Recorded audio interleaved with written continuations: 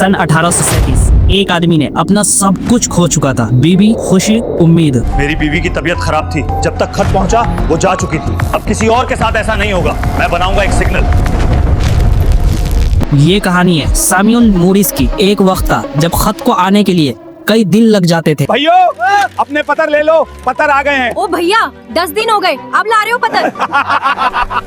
जिसकी वजह से मॉरिस ने अपनी वाइफ को बचा नहीं पाया। उसने एक तार और एक हॉर्न से दुनिया बदलने का सपना देखा। जब पहली बार सिग्नल ने एक खत को सेफ पहुंचा दिया तो पूरी दुनिया हैरान रह गई। ये वो वक्त था जब कम्युनिकेशन ने एक नई जिंदगी पाई। आज का इंटरनेट, SMS, सोशल मीडिया सब उसी एक आविष्कार के बुनियाद पर खड़ी है। एक आम इंसान जिसका दिल टूटा मगर उसने इंसानियत को जोड़ दिया। ये है सैमुअल मॉरिस की सच्ची कहानी जिसने खामोशी को बोलने पर मजबूर कर दिया। अगर वीडियो समझ में आया हो तो चैनल को जरूर सब्सक्राइब कर लो और अगर इंस्टाग्राम पर देख रहे हो तो फॉलो कर लो। मैं लाता हूं ऐसी ही जानकारियां जो सोचने पर मजबूर कर दें।